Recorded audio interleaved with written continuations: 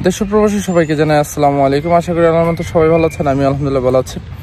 যারা ইতালিতে ফ্লুসি আবেদন করেছেন অর্থাৎ ক্লিক ডেতে অংশগ্রহণ করেছেন, অনেকে আমাকে বারবার প্রশ্ন করেন, ভাই বিভিন্ন শহরের নাম বলেন যে এই শহরের নুলস্তার কী খবর, ওই শহরের নুলস্তার কী খবর। আসলে একটা কথা কি ভাই, আমরা যারা যে শহরগুলোর থেকে আমি না, যে সকল ইউটিউবার বা ব্লগার আছে সবাই খবরগুলো পায় তাদের নিজস্ব সোর্স বা কাছের লোকজন থেকে এই তথ্যগুলো পেয়ে থাকে। ইতালিতে 160টা প্রভিন্সা আছে, যেখানে আপনার প্রতিটা প্রভিন্সার খবর আসলে ওইভাবে নেওয়া বা প্রতিটা প্রভিন্সার খবর দেওয়া সম্ভব না। তো আমরা যারা মোটামুটি আছে সবাই চেষ্টা করি যে যেটা লিগেল বা যেটা যথাযথ যুক্তিপূর্ণ এবং সত্য সেটাই তুলে ধরার জন্য। তো সর্বশেষ একটা কথা বলি, আপনার বর্তমানে নুলস্ত উঠতেছে সব মিলে। গত একটা ভিডিওতে বলেছিলাম যে মাত্র 10% মতো উঠেছে। তো এখন ধরা যায় যে আপনার 20% মতো কমপ্লিট হয়েছে, এখনও অনেক নুলস্তা বাকি। আর বিগত যে সালগুলো 2023 এবং 24 সালে, আপনার 2023 সালে ছিল হচ্ছে আপনার মোট ফ্লুসিতে কোঠা ছিল 1,31,000, সেখান থেকে মাত্র 56.6%, মানে 1,31,000 কোঠার বিপরীতে 56% নুলস্তা ইস্যু হয়েছিল ইতালি গভর্নমেন্ট থেকে। এবং হচ্ছে 2024 সালে হয়েছে 1,51,000-এর মধ্যে 56.9, অর্থাৎ 1,51,000 কোঠার মধ্যে আপনার 56.9% নুলস্তা ইস্যু হয়েছে। তো এখন যেহেতু সময় আছে, ধীরে ধীরে উঠতেছে, অনেকের কমিউনিকেশন আসতেছে, অনেকের দূর সার্টিফিকেট যাচ্ছে, অনেকের হৃদিত্বর হিসাব চাচ্ছে, অনেকের আলেজ্য চাচ্ছে, আনপাল সার্টিফিকেট যাচ্ছে, বিভিন্ন ধরনের অনেক সার্টিফিকেটের কমিউনিকেশন দেখাচ্ছে। কারণ কি, ইতালিতে প্রতিটা ডকুমেন্টের একটা নির্দিষ্ট মেয়াদ আছে।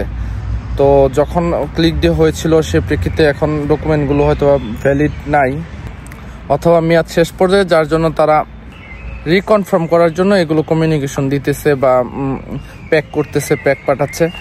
তো আপনারা যারা আশায় আছেন নুলস্তার জন্য, আপনারা কনফার্ম যে 100% আপনার আবেদন হয়েছে, তো আপনারা মালিকের সাথে যোগাযোগ রাখবেন, ইনশাল্লাহ আপনারা নুলস্তা পেয়েছেন।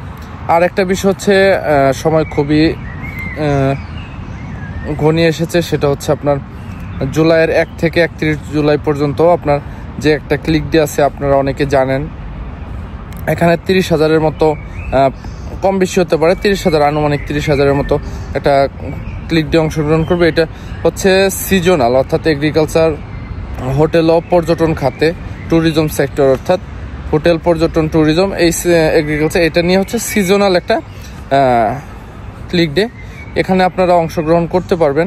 এটা প্রি ফাইলিং শুরু হবে 1 জুলাই থেকে 31 জুলাই, আর ক্লিক ডে হবে অক্টোবরের 1 তারিখ।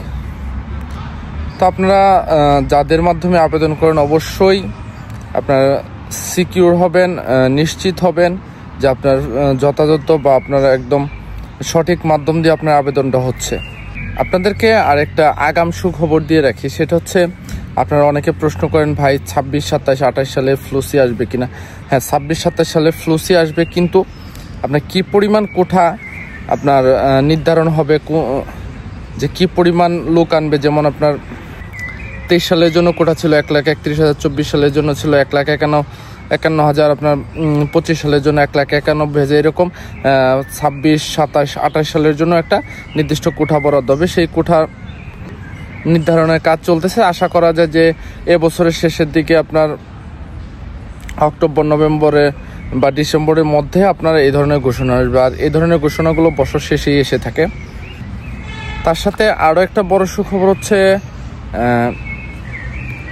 অন্যান্য দেশে যেমন আপনার মরক্কো, ভারত, এরকম কিছু দেশের সাথে ইতালি গভর্নমেন্টের একটা স্পেশাল এগ্রিমেন্ট আছে। তো বাংলাদেশের সাথে এরকম একটা স্পেশাল এগ্রিমেন্ট হয়েছে যে এখানে কিছু স্পেশাল কোঠায় আপনার তারা কর্মী নেবে। তো আশা করা যাচ্ছে আগামী 26 সাল থেকে আমাদের বাংলাদেশিদের যে নুলস্তার পরিমাণ বা স্পেশাল কোঠায় কর্মী নিয়োগ বৃদ্ধি পাবে, বাংলাদেশিরা বেশি আসতে পারবে। এটা আসলে একটা খুবই সুখবর বা আমাদের জন্য আশা আলো দেখায়।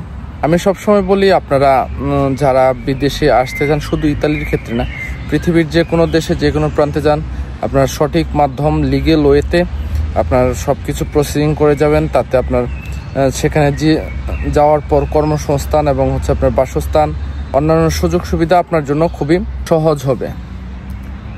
তা আপনারা আবারও একটা কথা বলবো, যদি আপনারা ভালো মাধ্যম দিয়ে এবং ভালো মালিকের মাধ্যমে আবেদন করতে পারেন, আপনারা ইনশাল্লাহ আসতে পারবেন।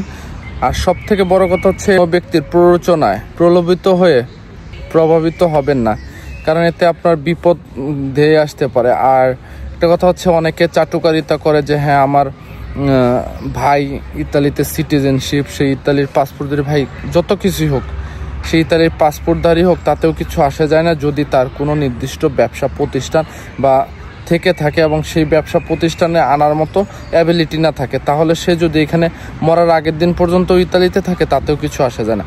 প্রথম সত্য হচ্ছে, সে যেই দেশেরই হোক, সে যদি কর্মী নিয়োগ করাতে চায়, তাহলে তাকে তার সেই সামর্থ্য থাকতে হবে কর্মীটাকে নিয়ে আসার জন্য, কর্মীটাকে রাখার জন্য, তার বেতন ভাতা দেওয়ার জন্য তার এই অ্যাবিলিটি থাকতে হবে। না হলে কিন্তু সে যেই হোক না কেন, ইতালিতে বললেই নিয়ে আসা যায় না। একটা কথা আছে যে টাকা থাকলে ইতালি আসা যায় না, আর ভাগ্য থাকলেও ইতালি আসা যায় না। ইতালি আসতে গেলে টাকা এবং ভাগ্য দুইটাই প্রয়োজন। এই কথাটা বলার একটা কারণ হচ্ছে, আপনি যদি যার মাধ্যমে আসতে যান, আপনাকে একটা টাকা দিতে হবে। আপনার যদি টাকা না থাকে, তাহলে আপনি আসতে পারবেন না। আবার ভাগ্য লাগে এই কারণে যে আপনার টাকা আছে, কিন্তু আপনি যদি ভাগ্যে না থাকে, তারপরেও আসতে পারবেন না। অতএব আল্লাহর কাছে অবশ্যই দোয়া করবেন যাতে আপনার একটা রিজিকের ব্যবস্থা হয়, আপনার মনের ইচ্ছাটা যাতে আল্লাহ তাআলা পূরণ করে দেয়। তো আজকে এই পর্যন্ত। সবাই সুস্থ থাকবেন, ভালো থাকবেন। নতুন কোনো খবর আসলে আপনাদেরকে জানিয়ে দেওয়ার চেষ্টা করব। আর যদি ভিডিওটা ভালো লাগে, অবশ্যই একটা লাইক, শেয়ার, কমেন্ট করবেন। আর যারা প্রথমবারের মতো আমার ইউটিউব চ্যানেল থেকে ভিডিওটা দেখতেছেন, যদি ভালো লাগে অবশ্যই চ্যানেলটা সাবস্ক্রাইব করবেন। সবাই সুস্থ থাকেন, ভালো থাকেন। আসসালামু আলাইকুম।